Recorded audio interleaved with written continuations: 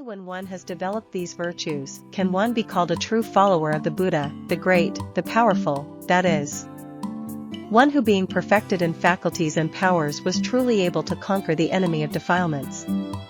In the case of experiencing rapture or feelings by way of penetrating them as impermanent, etc., both the faculties and the powers are in full strength. The faculty of faith is present in its capacity as a power. It is powerful enough to effectively destroy disbelief, unwillingness to believe, wrong belief, and what is unworthy or undeserving of belief. When the meditator has clearly seen impermanence, unsatisfactoriness, and no self, there arises in him faith and belief in the Buddha. That the Buddha spoke the truth, that things are exactly as he explained them. That I myself believe the same way, and there is no more any possibility for me of believing otherwise. He has no doubt that the Buddha attained perfect enlightenment, that people have to rely on this kind of enlightened faith to overcome suffering. The same principle applies in the case of energy, when he clearly sees impermanence, etc. The power of energy is in action to the full, it is sharp, strong, and decisive. While experiencing rapture, he is not just contemplating impermanence passively, but is fully active, energy is fully involved. Mindfulness is so full of power that at the time of experiencing rapture, the meditator is not intoxicated by forms, sounds, smells, tastes, tangible objects, is not intoxicated by life, the world, and, finally, by the cycle of becoming, Vasasra. This shows how the power of mindfulness, resulting from penetrating feelings as impermanent, etc., is effective and results in full awareness. The remaining two attributes, namely, concentration and wisdom, also function as powers in the same way as the first three. In conclusion, one should not forget that while inducing the five powers, their domain must be known. And samatha must be penetrated in the same way as we discussed at length while dealing with the faculties. 3. Inducing the factors of enlightenment, sambojjhāga. The factors of enlightenment are induced at the same time as experiencing rapture or feelings together with the faculties and powers. The factors of enlightenment are 7 in number, see pages 233-248. Here we again find the terms mindfulness, energy and concentration as found in the groups of faculties and powers. As for faith and wisdom, they are included in the investigation of states, Dhammavichaya. Such being the case, it can be said further that the 7 factors of enlightenment are the Dhammas which fall into the same category. As those which are termed faculties and powers, the only difference is that they are considered as functioning in another way, that is, as factors which lead to enlightenment. While experiencing rapture, the mind is endowed with the following characteristics. 1. The mind contemplates rapture as an object and is established continuously. From moment to moment, this is called the characteristic of the enlightenment factor of mindfulness, sati sambojjhāga. 2. The mind thoroughly examines different mental states in different ways, example, it contemplates them as being impermanent, etc. It examines them as to what is worthy of belief, what should be known, and so on. This is the characteristic of the enlightenment factor of investigation of states, Dhammavichaya sambojjhāga. 3. The mind maintains exertion all the time in order to continue experiencing rapture. This is the enlightenment factor of energy, viriya sambojjhāga. 4. The mind is endowed with pervasive joy and is saturated with the practice and thereby enhances energy, calms down restlessness, etc. This is the characteristic of the enlightenment factor of joy, piti sambojjhāga. The mind is calm because it has completely calmed down agitation, restlessness, craving, thirst, fear, etc. which are hindrances in attaining the Dhamma. This is the characteristic of the enlightenment factor of tranquility, passaddhi sambojjhāga. 6. The mind is firm, quiet and pure and non-distracted when the hindrances have gone. This is the characteristic of the enlightenment factor of concentration, samadhi sambojjhāga. 7. At the time of experiencing rapture, the mind reflects carefully, taking care to be firmly established in all the factors of enlightenment. This is the enlightenment factor of equanimity, upekkha sambojjhāga, which is ever present until the attainment of enlightenment. Anyone who thinks deeply over the essence of the enlightenment factors will realize that they can be used for success in worldly affairs such as education and research, The factors can be directly applied as principles for making the mind smooth and skillful so that it can function in the most refined way. A properly trained mind has the capacity to work far better than an ordinary person can imagine. When we take the wording enlightenment factors and compare it with the terms faculties and powers, we can see from the very wording that they are more directly concerned with enlightenment than are the faculties or powers, which are generally in the background. As a matter of fact, the characteristics of enlightenment factors are like those of faculties and powers, but they are, as it were, in closer vicinity to attaining enlightenment, hence the name enlightenment factors. However, the faculties, the powers, and the enlightenment factors are all the same in essence, but the enlightenment factors are at a more subtle level. Like the faculties, the enlightenment factors must be clearly comprehended to the extent that their domain is known and samatha penetrated. Those interested in the theory of the practice should go back every now and then and study domain and samatha. As for the meditator, he sees everything within himself when the practice is being carried out properly all the time. 4. Inducing the Eightfold Path. While the meditator is mindfully breathing in and out and is experiencing rapture in the manner explained above, the Eightfold Path from right view to right concentration, the links of which are generally well known by name, is induced. Here we shall consider the point how the 8 factors or links of the path are manifest at the time of experiencing rapture or feeling. While the meditator is breathing in and out with the clear understanding of feeling as being impermanent, unsatisfactory, and no self in the way already discussed in detail, he observes the characteristics or meaning of the path as follows. 1. Right view, samadhi. And at that time he sees the arising, the cause of arising, the cessation, and the way leading to cessation. This kind of seeing or knowing is called right view. On a high level, this precisely implies seeing the Four Noble Truths, or at least seeing the signs of the Four Noble Truths, namely, suffering, the cause of suffering, the cessation of suffering, and the path leading to the cessation of suffering. 2. Right aspiration, samasakappa. That at that time there is the focusing on or implanting of a virtue which is not to be found in the ordinary person in the highest sense, that is, an inclination or resolution to attain nibbana. Even in the ordinary sense, this virtue means at least to be inclined towards freeing oneself completely from sensuous desire, from ill will towards others, and from getting oneself and others into trouble.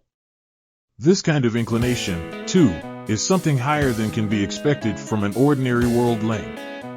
It is higher in the sense that it directly leads to the cessation of suffering, or nibbana. Such a state of mind is here called right aspiration. 3. Right speech, samavaka. At that time the mental factors, cetasika, which are particularly concerned with the faculty of speech, are productive of right speech. If the meditator speaks, it is right speech. If he keeps silent, his mind keeps to, or is endowed with, the mental factors which are potentially right speech. This state of mind comes to the same thing as right speech, no matter whether he speaks or not. 4. Right action, samakamanta. At that time, the mind is endowed with the mental factor cetasika dhamma, from which originate the bodily actions which are proper, involving no harm either to the doer or to others. If this mental factor is outwardly manifested, it is right action without any trace whatsoever of misconduct. Such awareness or state of mind is here called right action and leads to even more noble actions. 5. Right livelihood, samajiva. At that time the meditator is established in the purity of livelihood, that is to say, his necessities of life, pakaya, are pure.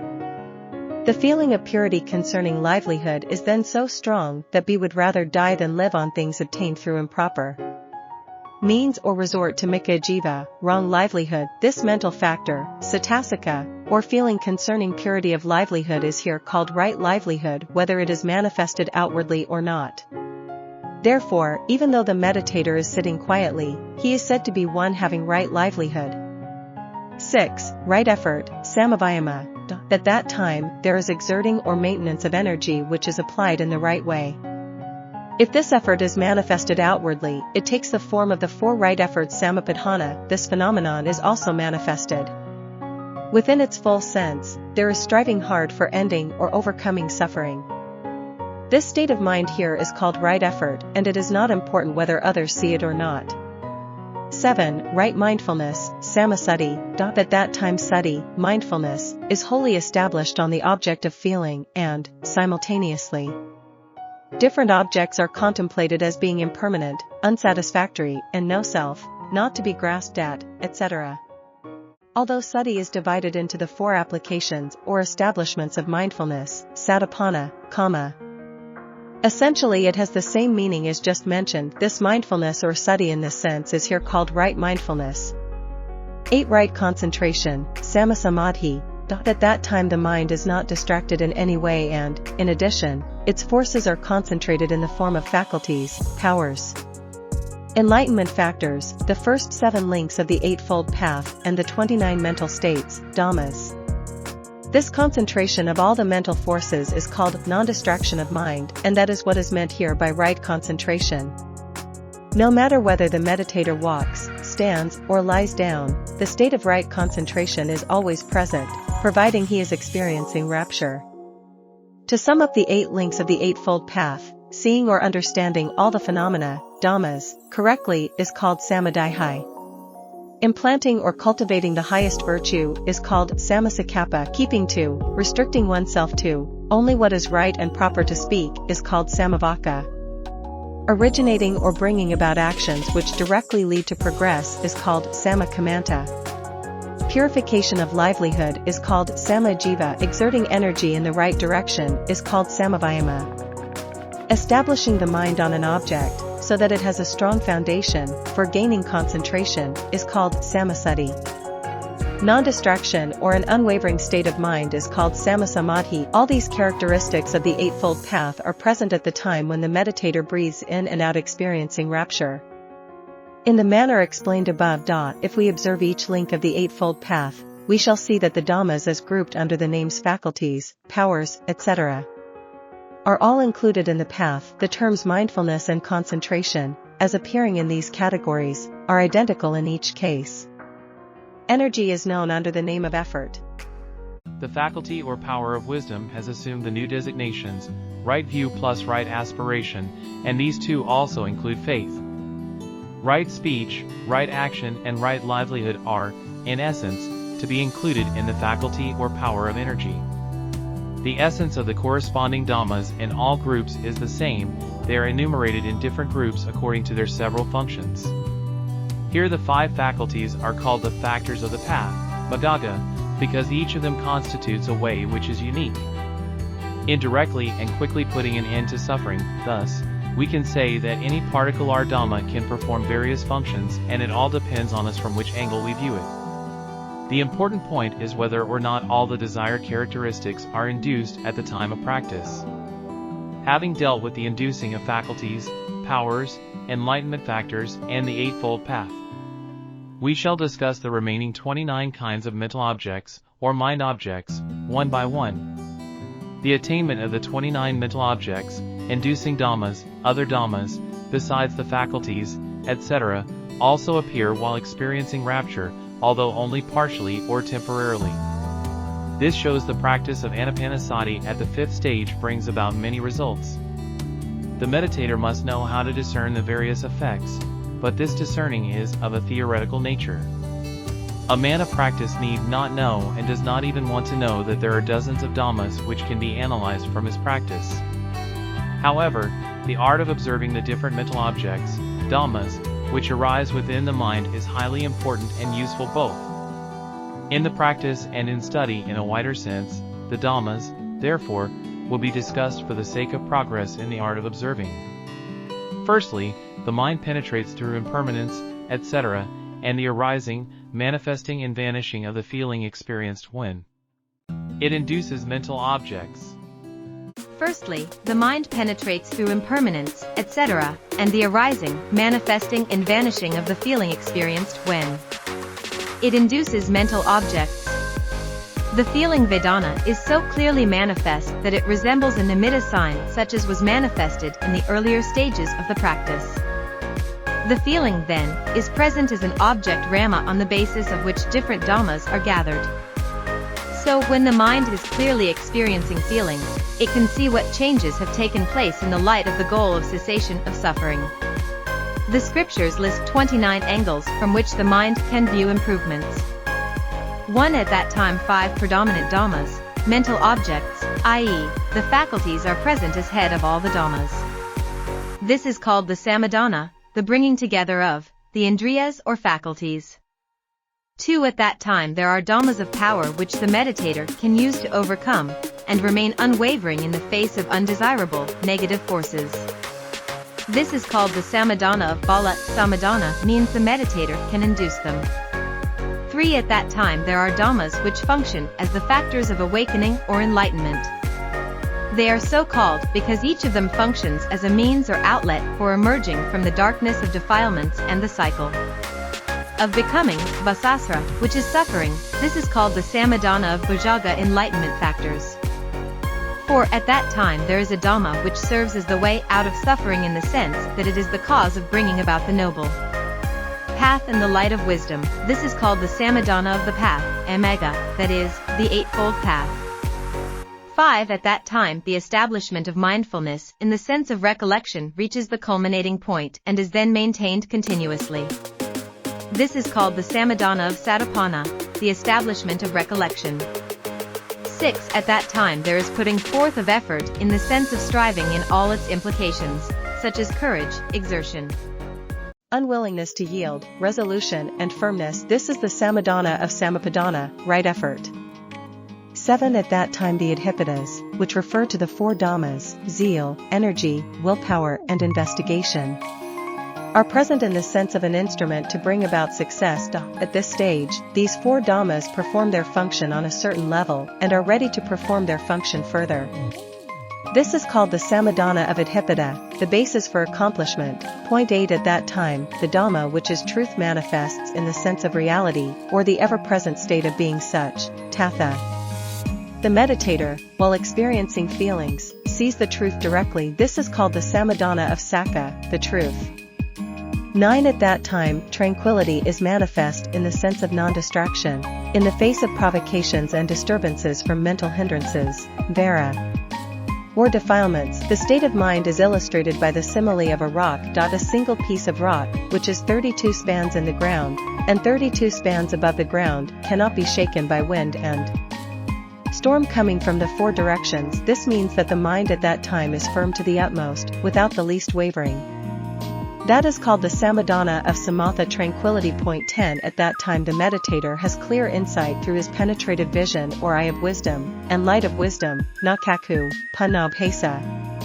Whatever he contemplates, he sees its characteristics as they really are. Especially, he sees that all compound things sakra are impermanent, unsatisfactory, and no self, and should not be grasped. Eventually, this leads to weariness and dispassion. This is called the samadhana of vipassana, insight. 11.